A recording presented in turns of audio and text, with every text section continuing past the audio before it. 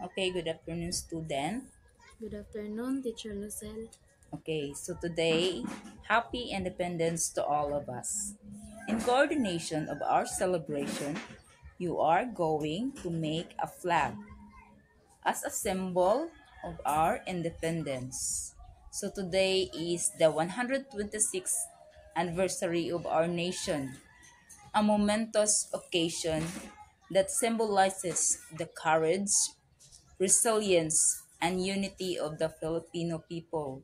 So, karon Independence Day. So, ika 126 year na day sa atong kagawasan gikan sa Spaniard nga colony. So, na kolonita sa Spaniard colonized for almost 300 years.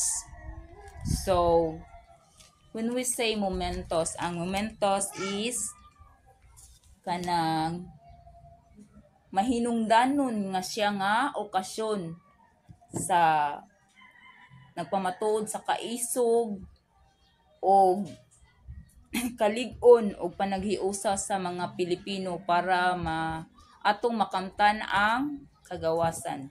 So karon maghimo mag flag, then after that mo explain mo sa inyong part kung unsa ka importante ninyo ang Independence Day. Okay? Start.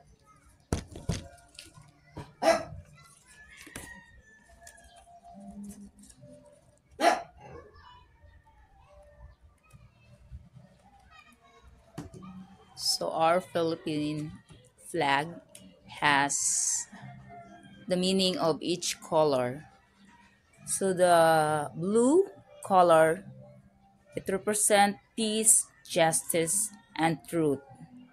So ang blue kuno nga color means kalinaw, hustisya ug katotohanan. So ang red nga color stands for bravery, courage, and patriotism. So bravery means kaisog. Ang patriotism. Then the yellow stand for the freedom, unity, democracy, and sovereignty. So the big sun has 8 rays. So ang big sun kuno sa atong flag na siya 8 ka rays. So kana siya nga mga silahis, nagpasabot na siya sa mga provinces. So ang mga provinces nga usaan ni ang Manila, Bulacan, Pampanga, Cavite, Batangas, Laguna, Tarlac, and Nueva Ecija. So naapod na siya star. So the stars stands for the three major islands. So ang three major islands is ang Luzon. Visayas, Mindanao. Okay, very good.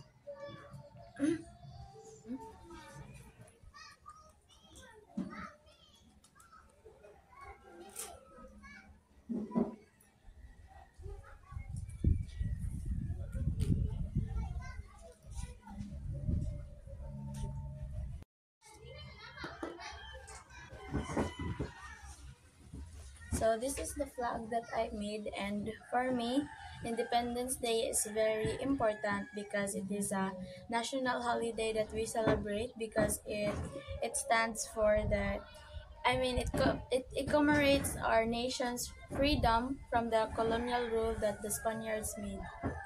Okay, very good, Alea. Thank you for this day. Bye-bye. Bye bye.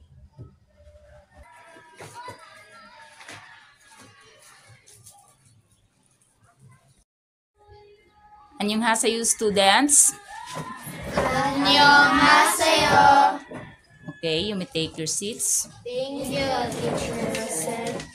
Okay, for this afternoon, you are going to write in your accomplishment report about how important is the Independence Day to your. Okay? Unsa ka importante ang Independence Day para ninyo? Ang atong kalayaan. Okay? You may start now.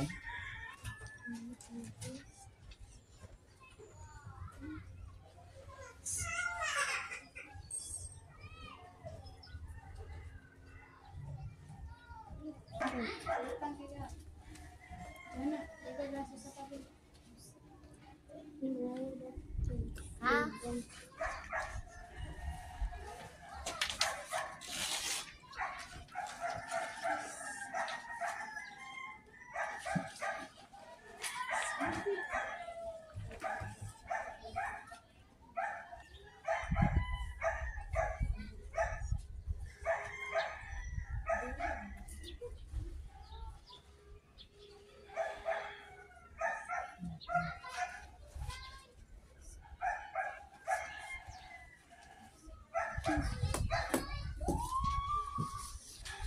I have a question for you.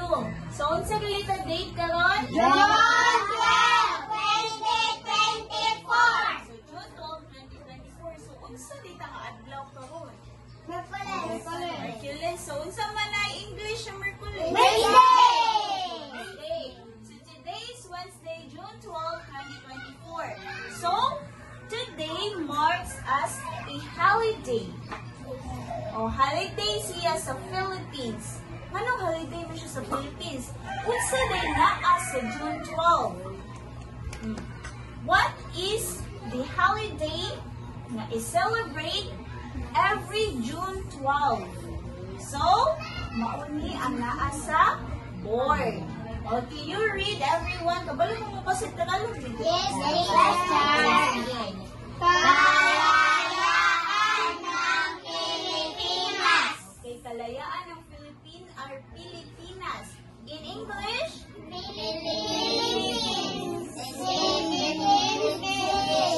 Independence Day. Independence Day. Philippines? Independence Day. Okay, so kalayaan ng Pilipinas or in English, Philippines Independence Day. So, unsa may biningan na? Kung nga kaglaya. Kalayaan. Oh, if you will say kalayaan, unsa din ang kalayaan? Kalayaan. Okay, nalaya na sa Kulungan. kulungan. Prisuhan. Sa priso. So, nalaya na siya. It means ang Pilipinas kuno kay nalaya.